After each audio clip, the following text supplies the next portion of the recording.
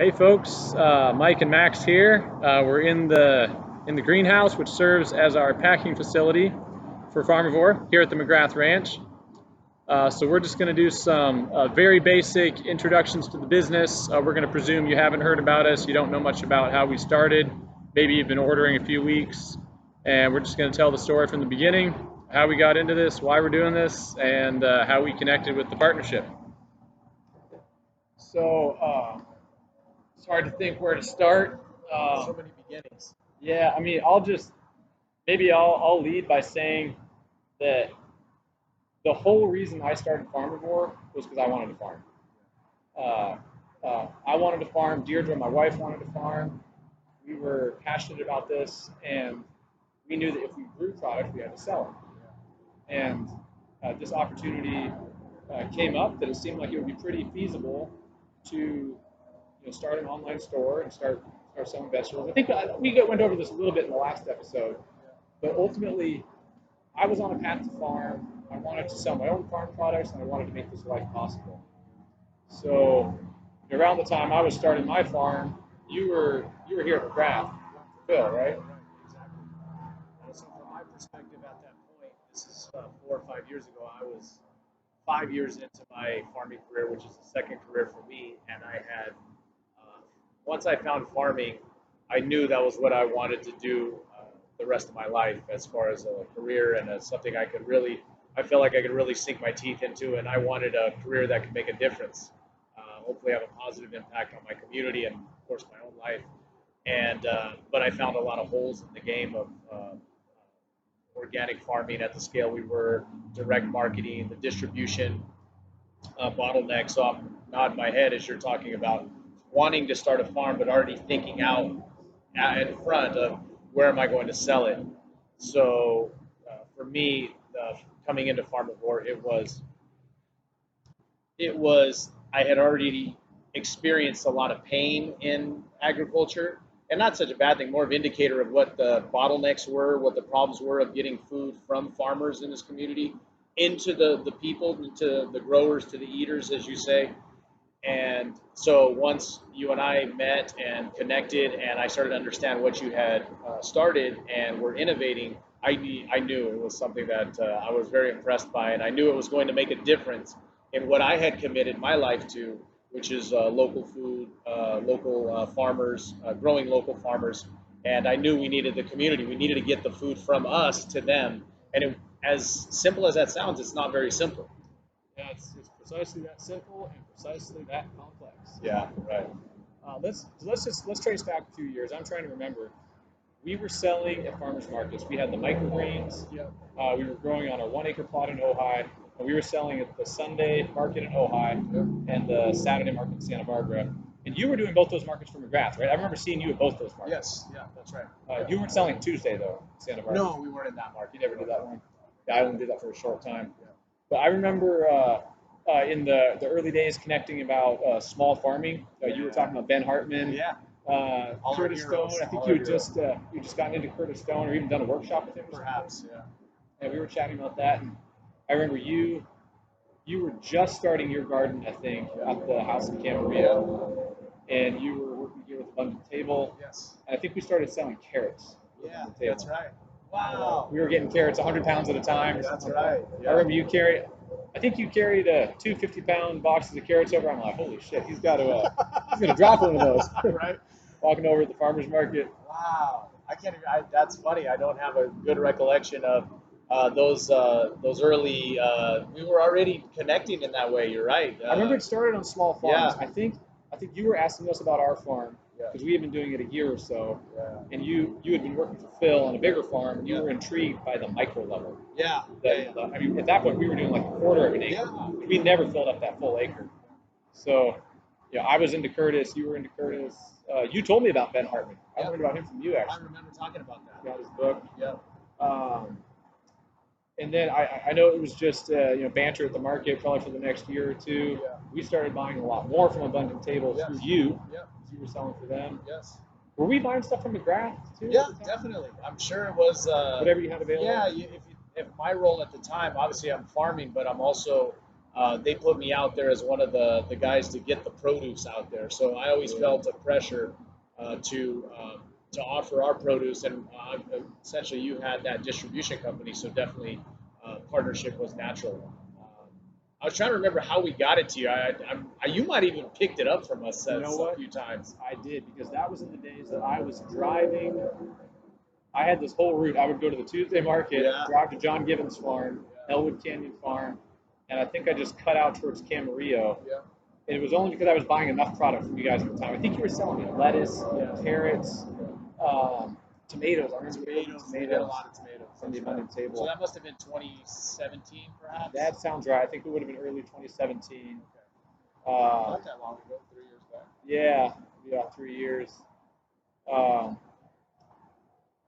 And then you stopped selling at markets eventually. We stopped seeing you there. That's when I went heavy into production. Farming. That's right. You were growing more than heavy, yeah. So that we're seeing that happen with Matt Palermo, Exit Central Farm in the McGrath Family Farmer Network. Is that you just bury yourself into a new farm because it's all encompassing. It's all. Oh my goodness. It's just overwhelming, and that's where I was. So I stopped doing farmers markets for probably years, I would say. Maybe I kept one or two, just because, again, I wanted to keep my finger on the pulse. I had to keep revenue coming in. So obviously I was selling produce still in the McGrath network, and making us simple humble paycheck working those markets. So, but not as many as I did. I was very farmers market strong early on when you and I first met, for sure. Yeah, I remember eventually we saw. I think it was some of the abundant table folks took over the market. Yeah, that's right. That's right. Lola was there. Yeah, that's exactly right. Yeah, and then we took our big trip out to Maine for 2 months, and I was still operating Ojai Farm Stand from a distance. That was impressive to me. Is you had empowered a young man, a member of that community, to take that on, and that was you and I spoke about it the other night, but that was fascinating to me. Yeah, so just a little background, folks. Around this time, my wife and I were thinking of moving to Maine, and so we took a 2-month trip out there, but we couldn't lose the income from the business at the time. So there was this fellow Chris that I was telling you about. He was doing some driving for us at the time. A great young man, 22 years old, turned his health around with healthy food, and he was up for the ambitious task of running the business while I was gone. And the way it was going to work was that I would still do all the online sales. I would get him the reports and the paperwork, and he was going to do the on the ground work. Driving to the farms, picking up the food, delivering the boxes, running the crew there. It was a very small crew at that time, probably 2 or 3 other part-time people that came in for just a couple hours to pack boxes. And so we did that, and basically in the course of that 2-month trip, we did discern that we wanted to move to Maine. We've been on this journey to find a family farm. Farmland is very expensive here. We really wanted to own our land, and we were drawn to the Northeast for a number of reasons. So over the course of that 2-month trip, we determined we want to move to Maine. We've got a farm here. We've got this business, Ojai Farm Stand, now become Farmivore. And I did not want to just walk away from it all. We did ultimately decide to walk away from the farm, which we obviously would have to because that's a physical location. But with the business, what happened with Chris in those 2 months made me think this was like a litmus test. Could this happen? Is it possible for me to manage the online aspect of the business and for someone else on the ground to handle the physical logistics? And I remember having a conversation with you while we were still on that trip.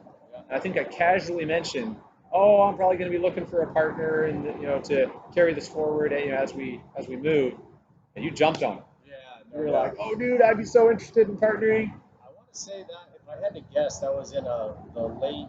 It was December, I think, or January. Would it be late November? If it was on that trip, that would have been September. September, okay. Yeah. I remember actually where I was. It was later part of the year for some reason. My dad had heart surgery, nothing over the top major, but you're always worried. And I was in the hospital, and for some reason, I took the call. I was out, and I went into the corridor of Ventura County Hospital there. And I remember you saying something along the lines of, we built this wonderful thing. Really proud of Ojai Farm Stand, and I just I hate to let it go. It's our family's dream to move to Maine and get our community started there, and all the things we had spoken about. And I was like, oh, whoa, I think he's asking us if we want to help out, keep this thing going. We had no idea what it might look like at the time, but because I had put in so much time in this space and I knew what was lacking in the space and I knew what you had built in the space, I immediately recognized it, and I was not going to say, I wasn't even going to think about any logistics, any numbers, anything. It was of no concern. It was mostly this was going to be a vehicle to help the work that we had committed to at McGrath, help to move the work forward in a big way. So that's how I remember it. Is I remember you mentioning that proud of what you had built, but also lamenting. I think we might have to at least consider letting it go because we're being called across the country to move the family there. So that was my perspective. We were considering everything at that point. Yeah, yeah. We did. We felt it felt crazy. We felt called to go there. Yeah. I mean, it sounded insane. We had the farm. Deirdre had a music and dance school. Yeah, we had that's a lot right. of students. Pretty good sized studio built up. We both grew up in this area. Yeah. I'm one of 8 kids. She's one of 6. Most of our siblings still live here. Our parents. Yeah. And we were getting ready to walk away from all that. And we were just ready to consider whatever it would take to make that happen. Yeah. And what happened with Chris that summer gave me at least a hope that, wow, I loved this project. I mean, I really wanted to see it keep going, and it was a hope that maybe it could. Yeah. And when you showed that level of interest, I basically closed every other door and decided to go with that. Great. Glad it worked out. And the rest is history. Here we are.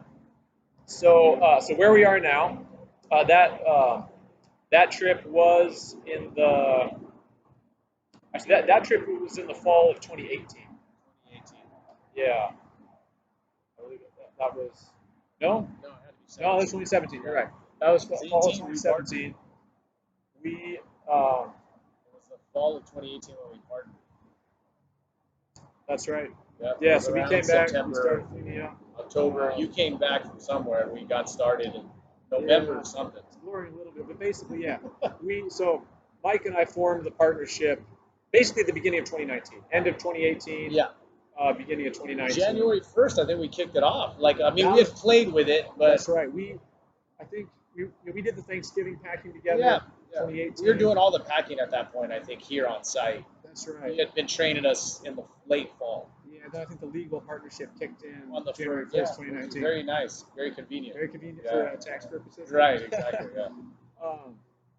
And then at that point, we formed the partnership first thing 2019. By April 2019, we were gone. We had moved to Maine. Wow. So we worked very closely together for 3 months there. Yes. Packing every day here, and every week here. It wasn't every day. And then really the grand experiment began, and that was over a year ago now that we really began the remote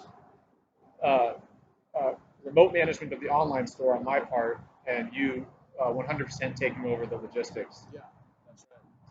And to see that a year later and where it's taken us, I mean, here I am in California for a week. I came out a week last month as well.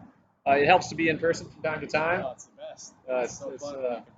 It's definitely an interesting scenario we find ourselves in. Not something I necessarily would have chosen, but you know what? The mission calls, and we feel compelled to be part of the small farm scene there in Maine and to buy a farm and be there with our family. And at the same time, we grew up here, have all our childhood memories here, and became very engaged with the agricultural community here. And is that to continue feeding the community you grew up in while you're helping new community on the other side of the country? So that's pretty. It's an honor, right? That's awesome. It's a privileged position to be in, and how exciting to be making this happen from urban Southern California up to rural Maine. And we have aspirations to start something like what we have here up there. Yeah, that's right. And if we can do it in rural Maine and we can do it in Southern California, we'll probably do it just about anywhere else. Anywhere in the middle of the country. Exactly. Yeah. So that's really that's a fast track preview of from where Mike and I met at farmers markets up until where we are now. And as things stand now, with the growth we got from COVID-19, it was a fortunate outcome of a very unfortunate situation, and we're trying to respond to that as best we can.